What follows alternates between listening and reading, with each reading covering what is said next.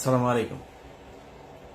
ভারতের সাথে বাংলাদেশের যেই ভারতের একপাক্ষিক আগ্রাসন চলছে, এটাতে বাংলাদেশের একটা লাভ হয়েছে। সেটা হচ্ছে পুরো জাতি আমরা এক, দেশের প্রশ্নে দেশপ্রেমের জন্য আমরা এক জায়গায় চলে এসেছি। এটা হচ্ছে বাংলাদেশের লাভ। আর ভারতের কিছু মূর্খ ধর্মান্ধ যেসব এই যে বিজেপি আরএসএস যেগুলো আছে, শুভেন্দু অধিকারী সহ যারা এসব করছে, ওদের তো বাথরুম করার পায়খানা নাই, কয়দিন হাগার জন্য গুও থাকবে না পেটের মধ্যে। কারণ খাইতে পাবে না তো গু কোত্থেকে আসবে, হাগারও দরকার হবে না, বাথরুমেরও দরকার হবে না। আমাদেরকে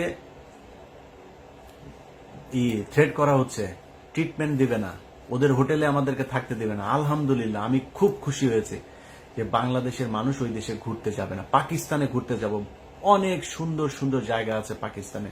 পোর্ট এন্ট্রি ভিসা নিয়ে যাবেন, এখানে কোনো ভিসা টিসা লাগবে না, ঢুকে যাবেন, ঘুরে টুরে চলে যাবেন। পাকিস্তানের ভাইয়েরা আপনাদেরকে আদর আপ্যায়ন করবে। সো পাকিস্তান যাবেন। যারা ব্লগ করেন, বিভিন্ন ইন্ডিয়ান জামা কাপড় নিয়ে করতেন, কসমেটিক্স নিয়ে করতেন, পাকিস্তানের জামা কাপড়ের মান অনেক ভালো। বিভিন্ন প্রোডাক্ট, বিভিন্ন ইলেকট্রিক সামগ্রী আমরা পাকিস্তান থেকে আনবো, ইন্ডিয়া থেকে আনবো না। আমি বাংলাদেশের যারা কিনা বিজনেস করেন তাদের কাছে অনুরোধ থাকবে পাকিস্তানের সাথে সম্পর্ক আরো সুদৃঢ় করার। গ্যারান্টি দিলাম, এই বাংলাদেশের উপরে যদি কোনো বিদেশি আগ্রাসন, যে কোনো পৃথিবীর যেই দেশেরই আগ্রাসন আসুক, সবার আগে বাংলাদেশের মানুষের সাথে পাকিস্তান দাঁড়াবে। অতএব তাদের অর্থনৈতিক যে ভিত, সেটা মজবুত করার জন্য আমরা তাদের কাছ থেকে জিনিস কিনবো, আমাদের জিনিস তারা কিনবে। তাদের সাথে সাংস্কৃতিক, অর্থনৈতিক, রাজনৈতিক সব ধরনের একটা সম্পর্ক হইতে হবে। 1971 সাল ইজ গন। আমরা 71 সাল নিয়ে তাকাই না। 71 সালের মতো বাংলাদেশ পাকিস্তান জীবনে কোনোদিন আলাদা হবেও না। এটা একসাথ করার সময় ব্রিটিশদের চাল ছিল, একটার ওই মাথায় একটার এই মাথায়। সো এটা এমনিতেই আলটিমেটলি থাকতো না। আমরা এখনো এক হইতে চাই না, কিন্তু সম্পর্কটা মজবুত হইতে হবে। আমার দেশের কোনো সমস্যার জন্য যাতে পাকিস্তান তাদের পারমাণবিক অস্ত্র থেকে শুরু করে যা যা প্রয়োজন, সেটা যাতে আমরা মনে করতে পারি এটা আমাদের, এবং ভারত সেটার জন্য যেন ভয় পায়, আমাদের সেই সম্পর্কটা তাদের সাথে থাকতে হবে। অতএব আমরা পাকিস্তান যাব। যারা চিকিৎসক, আপনাদের কাছে অনুরোধ, আমাদের এখন সবচেয়ে বড় সমস্যা যেটা আমরা মনে করছি, যে না পারতে অনেক মানুষকে ভারতে যেতে হয়। আপনাদের বাংলাদেশের চিকিৎসকদের কাছে হাত জোর করে অনুরোধ করছি, বাংলাদেশে অনেক খারাপ ডাক্তার আছে, অনেক খারাপ হাসপাতাল আছে, অনেক ভালো মানুষও আছে। অতএব ভালো মানুষ, ডাক্তার যারা আছেন, ভালো মানুষ, বিজনেসম্যান যারা আছেন, আপনাদের কাছে অনুরোধ, গাজীপুর, নারায়ণগঞ্জ, সাভার, অন্তত এইসব জায়গাগুলোতেও, বিভাগীয় শহর, এই জায়গাগুলোতে যদি বড় বড় কিছু ভালো ভালো হসপিটাল করেন, যেটার এই ডাকাতি করবে না, রিপোর্ট করার নামে, টেস্ট করার নামে মানুষের গলা কাটবে না, এরকম অন্তত সারা বাংলাদেশে 10 জন মানুষ কি আপনারা নাই? 10 জন মানুষ 10টা জায়গায়, বিভাগীয় শহরগুলো সহ ঢাকার এই শহরতলি জায়গাগুলোতে কয়েকটা হাসপাতাল করেন। আমার বিশ্বাস বাংলাদেশের মানুষ এখানে যদি ভালো ট্রিটমেন্ট পায় তাহলে বিদেশে যাবেন। আপনাদের কাছে অনুরোধ, ডাক্তারদেরকে এগিয়ে আসতে হবে। সো আপনারা এটার ব্যবস্থা নেন। আমার যতটুকু গ্রহণযোগ্যতা আছে, আমার যতটুকু পরিচিতি, আমার সোশ্যাল মিডিয়াতে যতটুকু মানুষের কাছে যেতে হয়, আমি আপনাদের এই হাসপাতাল করার জন্য যত প্রচারণা দরকার আমি আমার জায়গা থেকে করব। সবগুলো ক্ষেত্রে আমি আপনাদের সাথে থাকব। আপনাদের কাছে অনুরোধ, এই চিকিৎসা খাতটাকে একটু বাঁচান, বাংলাদেশের মানুষ যাতে আর ইন্ডিয়াতে চিকিৎসার জন্য যেতে না হয়। অতএব আমরা যেই অবস্থাটা দেখছি, এটাতে আমার বিশ্বাস ভারতের এখনো ক্ষতি হচ্ছে, সামনেও ক্ষতি হবে। কারণ আমাদের ভেতরে যে দেশপ্রেম, যে ভারত বিরোধী আমাদের যেই মানুষের ভেতরে একটা সেন্টিমেন্ট তৈরি হয়েছে, সেটাকে তারা আরো পোক্ত মজবুত করছে, শুধু একটা দল ছাড়া, সেটা হচ্ছে এই আওয়ামী লীগ। অতএব ওদের বাপের জন্ম হয়েছিল অবৈধভাবে, ওর বাপের ইয়েও হচ্ছে ইন্ডিয়ানরা, আর ওদের ভিতরে রক্তটাও ঢুকে আছে। ওইটা যত আওয়ামী লীগ যারা করে সবগুলি হচ্ছে গিয়া ওদের এই রক্ত হচ্ছে গিয়া, মানে ওরা সব জাউরা। এই জাউরাদেরকে কোনোদিন আপনি পাবেন না। এখনো পর্যন্ত টেনা পেঁচায়া পুচায়া ওদের গ্রুপগুলোতে, আমার আগের প্রোগ্রামটা করেছি না, সেখানে আমি তো ওদের গ্রুপের মধ্যে ছিলাম। সেখানে ওদের কাজ হচ্ছে বিভিন্ন ধরনের আপনার করা, এই যে বানানো, কি বলে, রিপোর্ট, এগুলোরে ওরা এই এই আমেরিকাতে, তারপর ইউরোপের বিভিন্ন দেশের বিভিন্ন গোয়েন্দা সংস্থার কাছে ওরা এগুলো পাঠাচ্ছে। সেখান থেকে নিজম মজুমদার ওগুলি ইমেল অ্যাড্রেস দেয়, এই ইমেল অ্যাড্রেসে এইটা লিখে লিখে পাঠান, এইভাবে লিখে দিচ্ছে। তো লিখে তারপরে কি দিচ্ছে যে বাংলাদেশে হিন্দুদেরকে অনেক, আজকে 30 জনকে ধর্ষণ করেছে, কালকে 40 জনের বাড়িঘর ভাঙচুর করেছে, আজকে অমুক জনের ছবি দেয়, হিন্দু একজনের ছবি দেয় ধুতি টুতি পরা, এদেরকে এইভাবে আজকে ইন্ডিয়া পার হয়ে যেতে করছে। তো অন্যান্য দেশের গোয়েন্দা সংস্থা তারা তো আর মানে কচু খায় না, তাই না? তারা তো জানে, তারা তো তথ্য নিবে, তারা তদন্ত করবে, করে দেখবে না এগুলো কি হচ্ছে, এগুলো করছে। আমি বাংলাদেশের হিন্দুদের কাছে অনুরোধ করব, হিন্দুরা আসলে, আপনাদেরকে কোনো কিছু চাপ দিয়ে বলানো হচ্ছে না, আসলে আপনারা হিন্দুরা কেমন আছেন? আপনাদের উপরে আমাদের মুসলমানদের ধর্মীয় কারণে আসলেই কি আপনাদেরকে টর্চার করা হয়? আমি ইলিয়াস বললাম, যদি করা হয় প্লিজ আমাকে বলবেন, আমি আপনাকে লাইভে নিয়ে আসবো, সারা বাংলাদেশের মুসলমানদের কাছে বিচার চাইবে একজন হিন্দুকে কেন এভাবে টর্চার করা হয়। ইসলাম যদি কেউ প্রতিষ্ঠা করতেও চায়, জোর করে আপনার প্রতিষ্ঠা করা না, ইসলামের সৌন্দর্য দিয়েই আপনাকে আকৃষ্ট করা হবে। সো আপনার যদি মনে হয় যে আপনাকে মুসলমানরা টর্চার করে, আপনি আমাদের বলেন, আমরা আপনার পাশে দাঁড়াবো। আমি কথা দিচ্ছি, অনেক মানুষ হয়তো মনে করেন আমি খুব হিন্দু বিদ্বেষ, আরে ভাই আপনার বিদ্বেষ দিয়ে আমি কি করব? বাংলার পৃথিবীর মধ্যে 180 কোটি 200 কোটি মুসলমান, এত মুসলমান দরকার নাই তো ভাই, বহুত মুসলমান আছে, মুসলমানরাই ইসলাম পালন করেন। আপনি হিন্দু কোন ধর্ম পালন করলেন আমার সমস্যা আছে না, আপনি আপনার ধর্ম করেন ভাই, আমি আমার ধর্ম করব। আমি আমার ধর্মের সৌন্দর্যটা, আপনার সাথে যদি ওইরকম সম্পর্ক হয় আমি বলবো যে ভাই আমার ধর্মটা এই, আপনার ভাল লাগলে আপনি ডিসিশন নিয়ে নেবেন আপনি কোন ধর্ম পালন করবেন। সো আপনাদেরকে জোর করে কেউ ধর্ম পালন করাইতে যাবে না, এবং ধর্মের কারণে বাংলাদেশে কোনোদিন কোনো হিন্দুর উপরেই করে না। যদি সত্যবাদী হয়ে থাকেন তাহলে স্বীকার করবেন এই বাংলাদেশে সবচাইতে বেশি নির্যাতন হিন্দুদের উপর করেছে আওয়ামী লীগ। অতএব সাধারণ হিন্দু আপনারা যারা আছেন, আপনাদেরকে বলবো আপনারা সারা দেশের সবাই মিলে একটা সমাবেশ করেন, ঢাকাতে একটা ডেট দেন, আপনারা ওই সমাবেশে আসেন, আপনাদের সাথে আমাদের লোকজনও থাকবে আপনাদের সাথে সংহতি জানানোর জন্য।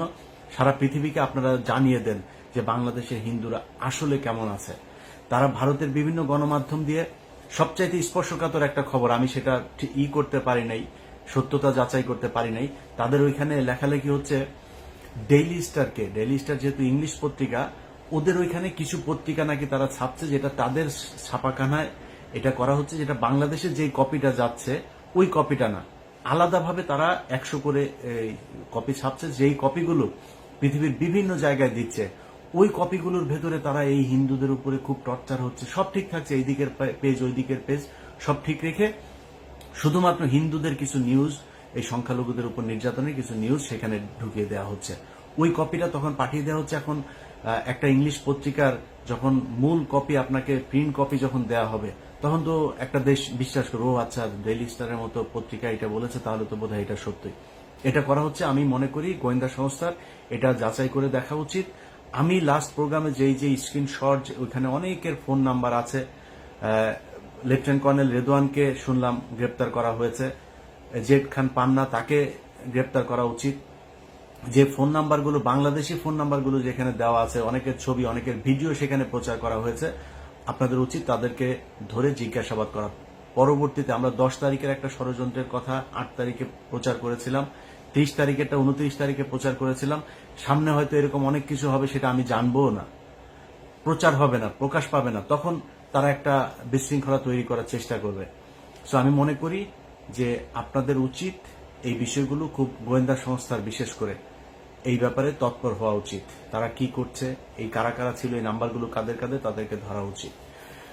তো যাই হোক, আমরা অনেকের কাছেই শুনি যে বর্তমান সরকারের সময়ও আমরা অনেক সমালোচনা করছি। এই সমালোচনা কেন? আমি আমার কথা বলি আর কি, আমি আসলে কোনো দলের কাছ থেকে সুবিধা পাওয়ার জন্য এই 5 বছর এত ঝুঁকি নিয়ে এত কিছু করি নাই। এখন আমি ধরেন ডক্টর আসিফ নজরুলের বিরুদ্ধে কথা বলেছি, আমি বিএনপির ফখরুলের বিরুদ্ধে কথা বলেছি। এখন আমি যদি বাংলাদেশে যাই, আমার কি করবেন? আমারে মানে মেরে ফেলবেন, আমার জেলখানায় নিয়ে ঢুকাবেন না তো। আওয়ামী লীগের সময় তো এর চেয়ে ভয়ঙ্কর অবস্থা, আমি বাংলাদেশে যাওয়া মানে আমি ডেড, মানে শুধু মারা যাওয়াই অন্য জিনিস, মানে মারা যাওয়ার আগে যে আমার উপরে কত টর্চার চলতো সেটা আপনারা অনুমান করতেই পারেন। ওই সময় ভাই কথা বলেছি, আর এখন আমার কি করবে বাংলাদেশে গেলে, কিসের জন্য কথা করতে হবে, আপনার ভয় পাইতে হবে। সো আমি মনে করি ফখরুল ইসলাম কিছু কথা বলেছে, এই কথাগুলো বিএনপির কথা না, কারণ বিএনপির তারেক রহমানও এই কথা কোনোদিন বলে নাই, বিএনপির কোনো সাধারণ কর্মীও এই কথা কোনোদিন বলে নাই। সো এই মির্জা ফখরুল ইসলাম আলমগীরের অনেক কথাবার্তা, এগুলোকে ঠিক করতে হবে। ইসকনের ব্যাপারে, ইসকন নামটা মুখে আনতে আপনার মির্জা ফখরুলের মনে হয় লজ্জা লাগছিল, তার খালি মায়া লাগে আওয়ামী লীগের জন্য। বিএনপির কর্মীদের উপরেও সে চড়াও হয়, বিএনপির কর্মীরা একটু স্লোগান দিলে সে স্টেজে খেপে যায়, তার সাথে কেউ একজন দেখা করতে গেলে সে খেপে যায়। সো মির্জা ফখরুল ইসলামের প্রীতি হচ্ছে আওয়ামী লীগের সাথে, বিএনপির সাথে বা বাংলাদেশের জাতীয়তাবাদী শক্তি যা তাদের সাথে না। অতএব তাদের ব্যাপারে আমাদের সমালোচনা থাকবে। এই সমালোচনা কেন? একদম স্পষ্ট পরিষ্কার। কেউ যদি প্রথম আলোকে বাঁচাইতে আসে, কেউ যদি ইসকনকে বাঁচাইতে আসে, কেউ যদি আওয়ামী লীগকে বাঁচাইতে আসে, সেটা করতে দেওয়া হবে না। অনেকে মনে করতে পারেন যে ভাই বিএনপির সমস্যা না হইলে আমার সমস্যা কি? আমার ব্যক্তিগত সমস্যাও আছে। এই বাংলাদেশে যদি নাকি আওয়ামী লীগ আবার ফিরে আসে, তাহলে মির্জা ফখরুল ইসলামের আগে আমার বাড়িতে ভাঙচুর করতে যায়, আমার পরিবারের মানুষের উপরে নির্যাতন হবে, এটা আমার মাথায় আছে। সো আমার সমস্যাটা মির্জা ফখরুলের চাইতেও বড় সমস্যা। মির্জা ফখরুলের মতো এরকম নাম ধরে ধরে বিএনপির বলতে পারি যারা আওয়ামী লীগের কাছ থেকে এই সরকারের 15 বছর টানা টাকা নিয়েছে। অনেক নেতা আছে যারা মুখ পুষা ফেলে এখন, যে বিদেশে বৈশা আমরা বলে কি বলে ব্লগার, আমরা ব্লগার, আমরা হচ্ছে গিয়ে আপনার খায়া দেয়া কাজ নাই, আমরা নাকি করি। তাদের ব্যবসাপাতি সবকিছু ঠিক ছিল, এইসব ব্যবসাপাতি কিছুই হয়নি, তাদের ব্যাংক ছিল, ব্যাংকও কিছু হয় নাই। এত পুষা ফেলেন না ভাই, আপনাদের বিরুদ্ধে আমরা কথা বলি নাই, বলতেও চাই নাই। আপনারা বিএনপি করতেন, এইটুকুই যথেষ্ট। বাংলাদেশের যে অবস্থা ছিল, আপনাদের ডেডিকেশন আছে। মির্জা ফখরুলও মনে করেন যে বিএনপি যে অন্তত করতো, এইটাও সমস্যা, এইটুকুর প্রতি রেসপেক্ট তাদেরকে দেখাই, যে কারণে অনেক কিছু বলি না। বিএনপি নিয়ে যদি অনুসন্ধান শুরু করি না, তাহলে মুখ দেখাইতে পারবেন না, অনেক সমস্যায় পড়বেন। অতএব আমাদের ব্যাপারে কথাবার্তা বলতে গেলে না, একটু মুখে লাগাম টেনে তারপর কথা বলতে হবে। এই দেশে আপনাদের পাশে কোনো মিডিয়া ছিল না, আমরা ছিলাম। যাদেরকে এখন ব্লগার বলেন না, এই ব্যক্তিরা ছিল আপনাদের পাশে। খুব হিসাব করে কথা বলতে হবে। আমরা টাকা পয়সা নিলে না, বিএনপির কাছ থেকে না। এখানে এতদিনে 3-4টা মিলিয়ন মিলিয়ন ডলারের বাড়ি থাকতো। আওয়ামী লীগের সময়ে এইসব অফার আমাদের ছিল, আমরা সেগুলোতে যাইনি। অতএব আমাদের এত সহজে কিনা ফেলতেও চায় না, বিক্রি করে দিতেও চায় না। কথা বলতে গেলে খুব হিসাব করে কার বিরুদ্ধে বলছেন ওটা বলতে হবে ওইভাবে। তো যাই হোক, আমরা কোন সরকারের বিরুদ্ধে না। ইউনূস সরকারের এক সাংবাদিক লিখেছে আমার নাকি বাংলাদেশে যাইতে সমস্যা, এটা বোঝানোর জন্য নাকি করছে। আমি আমার ভিডিওতে বলছি আমার বাংলাদেশে কোনো সমস্যা নাই।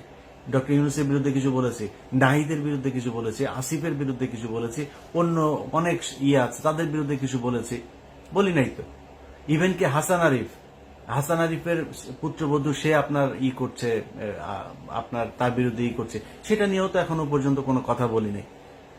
তো আমরা এদের বিরুদ্ধে তো না, আমরা হচ্ছে বিশেষ বিশেষ ব্যক্তিদের বিরুদ্ধে, যারা প্রথম আলো, ইসকন, ভারত তাদেরকে বাঁচাইতে চায়, ভারতীয় চরেদেরকে যারা শেল্টার দিতে চায়, আমরা তাদের বিরুদ্ধে।